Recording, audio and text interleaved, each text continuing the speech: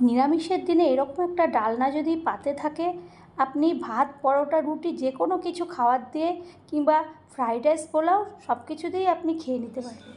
তো তার জন্য আমি নিয়েছি একটা পেঁপে, প্রায় 200-250 গ্রামের মতো হবে পেঁপেটা।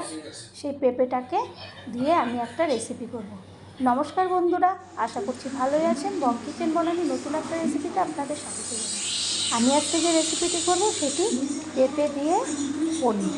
তারপরে আমি পেঁপেগুলোকে ভালো করে কেটে ধুয়ে একদম পাতলা পাতলা করে, যেমন চাটনি করে সেরকম পাতলা পাতলা করে কেটে নিয়েছি, তাতে আমার মিক্সিং জারে এটা পেস্ট করতে সুবিধা হবে। তারপরে আমি এটা একটা পেস্ট করে নেব। এইদিকে আমি পেস্টটাকে একদম শুকনো, কোনো জল দিইনি, সেইভাবে আমি পেস্টটাকে করবো। এরপর একটা বাটির মধ্যে, বড় বাটির মধ্যে নিয়ে নেব। তো আমি রেসিপিটা কিভাবে করব, প্রথম থেকে শেষ পর্যন্ত না দেখলে একদমই বুঝতে পারবেন না। তারপরে আমি ওইটা ঢেলে নিলাম, পেঁপের পেস্টটা ভালো করে মিহি করে করেছি একদম, সেটাকে ঢেলে নেব। আর যা যা উপকরণ নিয়েছি আমি তো দেখালাম, এরপরে আমি ঢালবো আর দেখাবো। তো তারপরে আমি নিয়ে নিলাম হাফ বাটির মতো চালের গুঁড়ো, যতটা পেঁপে তার থেকে হাফ চালের গুঁড়ো। তারপরে নিয়ে নেব ময়দা, ময়দার পরে দিয়ে দেব গুঁড়ো দুধ। যেহেতু পনির, এখানে দুধের ব্যবহার না করলে একদমই জিনিসটা ভালো হবে না। এরপর বেকিং সোডা আর একটু লবণ দিয়ে আমি শুকনোভাবে ভালো করে এটাকে ফেটাতে থাকবো। ফেটাতে ফাটাতে যখন একটা পুরো নরম হয়ে যাবে, এদিকে আমি একটা থালা নিয়ে নেব, কাশির থালা, তার মধ্যে তেল দিয়ে দেবো। তেলটাকে ভালো করে মাখিয়ে নেব। তারপরে ওই ব্যাটারটা আমি এর মধ্যে দিয়ে দেবো। তো আমার চ্যানেলটি যদি এখনও সাবস্ক্রাইব না করেন তো প্লিজ সাবস্ক্রাইব করবেন, লাইক শেয়ার কমেন্ট করবেন, পাশে থাকা বেল বাটনটি টিপবেন, তাহলে যে কোনো রেসিপি আপনাদের কাছে আপলোড করবেন। এরপরে আমি ওই ব্যাটারটা ওই থালার মধ্যে ঢেলে দিলাম, দিয়ে ভালো করে হাত দিয়ে চেপে চেপে একদম থালার সমান গোল মতন নিচের দিকটা সেরকমভাবে করে নেব। তারপরে একটু বাড়ি দিয়ে দেবো, যাতে ওখানে কোনো হাওয়া বাতাস না ঢোকে, তার জন্য আমি একটু বাড়ি দিতে থাকবো। বাড়ি দিয়ে একদম সব কিছু সমানভাবে করে নেব। এরপরে এইদিকে আমি একটা আগের থেকেই একটা কড়াই বসিয়ে তার মধ্যে জল দিয়ে একটা স্ট্যান্ড দিয়ে দিয়েছিলাম। এরপরে ওই ব্যাটারটা থালা দিয়ে দেবো, একটা থালা দিয়ে চাপা দেবো, আর একটা থালা দেবো। তো আমি প্রায় 10 মিনিট পরে ওইটাকে তুলবো, তুলে দেখবো আমার বেশ হয়েও গেছে, আর ওপরটা একটু লালচে মতনও এসে গেছে। তো যেই কারণে আমার অত ভাজাটাও অতটা লাগবে। তো তারপরে আমি এটাকে তুলে নেব একটা প্লেটের মধ্যে। প্লেট তুলে আমি একটা ছুরি দিয়ে যেমন পনির কাটে সেইভাবে কেটে নেব। তো ওইভাবে আমি সমস্তগুলোকে কেটে নেব।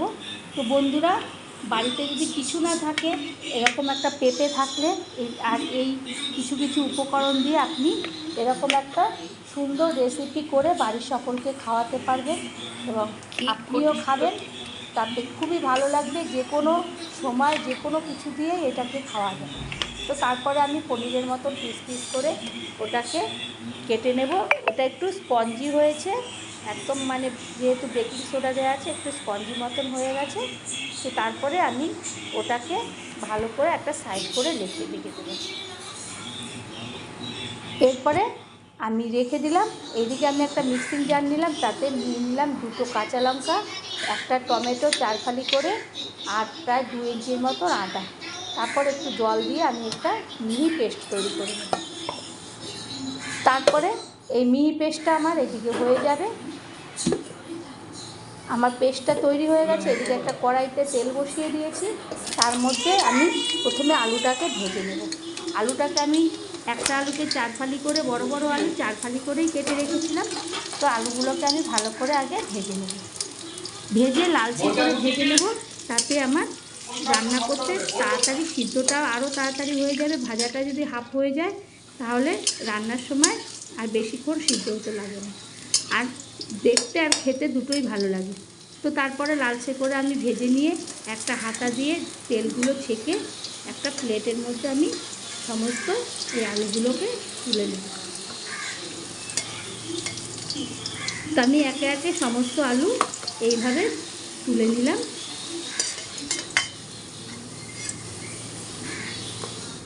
আমার আলু তোলা হয়ে গেল। এখন আমি ফোড়নে দিয়ে দিলাম একটা এলাচ, একটা দারচিনি হাফ করে, জিরে, তেজপাতা। ফোড়নটা যখন একটা ভাজা গন্ধ হলো তখন আমি লঙ্কার গুঁড়ো, হলুদের গুঁড়ো, লবণ, ধনের গুঁড়ো, জিরের গুঁড়ো এই মশলাগুলো এর মধ্যে দিয়ে দিলাম। যেহেতু নিরামিষ খাওয়ার আর বেশি কিছু এখানে অ্যাড করব না, তো তারপরে আমি ওটা ভালো করে কষাতে থাকবো। কষাতে কষাতে যখন তেল ছাড়বে এবং লালচে কালার এসে যাবে, কষানোটা সুন্দরভাবে হয়ে যাবে, ওটা তেল ছাড়তে শুরু করবে, তখন আমি ওর মধ্যে যে পেস্টটা করেছিলাম আদা, টমেটো, কাঁচা লঙ্কা, সেই পেস্টটাকে দিয়ে দেবো। দিয়ে আবারও ভালো করে খুন্তি দিয়ে কষাতে থাকবো ওই মশলাগুলোর সঙ্গে আর এই পেস্টটা। সমস্ত কিছু ভালো করে কষানো হয়ে গেলে তখন দেখব তেল ছাড়ছে, একদম পুরো তেল ছেড়ে দিয়েছে, কাঁচা গন্ধও দূর হয়ে গেছে। তখন আমি মিক্সিং জার ধোয়া একটু জল দিয়ে দেবো। জলটা দিয়ে দিলাম। এরপরে জলটা যখন ভালো করে ফুটে উঠবে তখন আমি চারিপাশ থেকে এদিকে খুন্তি দিয়ে মশলাগুলো চারিদিকে লেগে গেছিলো সেগুলো কাছিয়ে আমি যে আলুটা ভেজে রেখেছিলাম সেই আলু ভাজাটা দিয়ে দিলাম। এরপরে একটা থালা দিয়ে আমি ঢেকে দেবো। থালা দিয়ে ঢেকে আমি প্রায় 10 মিনিটের পরে ওই থালাটাকে তুলে নেব। তুলে একটা সাইড করে রাখবো। দেখব ওটা জলটাও শুকিয়ে আসছে, অনেকটা ঝোলটাও শুকিয়ে প্রায় আসছে। একটু ঝোল মতনই রাখতে হবে, না হলে পনিরটা দিলে পনিরটায় জল টেনে নেবে, ঝোলটাও টেনে নেবে, সেই কারণে জলটা একটু বেশিই দিয়েছি। এরপরে দেখলাম আলুটাকে একটা খুন্তি দিয়ে কেটে দেখলাম যে আলুটা সিদ্ধ হয়ে গেছে। তখন যে পনিরগুলো আমি করে রেখেছিলাম সেইগুলোকে আমি দিয়ে দিচ্ছি, একে একে দিয়ে ঝোলের মধ্যে ডুবিয়ে দেব। সমস্ত ঝোল ওর মধ্যে যাতে ঢুকে যায় সেইভাবে খুন্তি দিয়ে আমি এপিট উপিট করে সমস্তগুলোকে দিয়ে দেব পনির দিয়ে। এইভাবে আমি সমস্ত ঝোলের মধ্যে খুন্তি দিয়ে ঢুকিয়ে দেব। এরপরে দিয়ে দেব আমি একটু ঘি।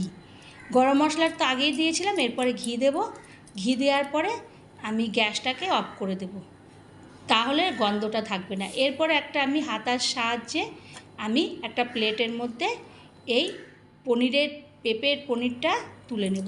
তো বন্ধুরা, আমি এই রেসিপিটা কিভাবে করলাম বাড়িতে একবার হলেও ট্রাই করবেন। যদি ভালো লাগে আবারও কোনো একটা রেসিপিতে দেখাবে। ততক্ষণের জন্য ধন্যবাদ।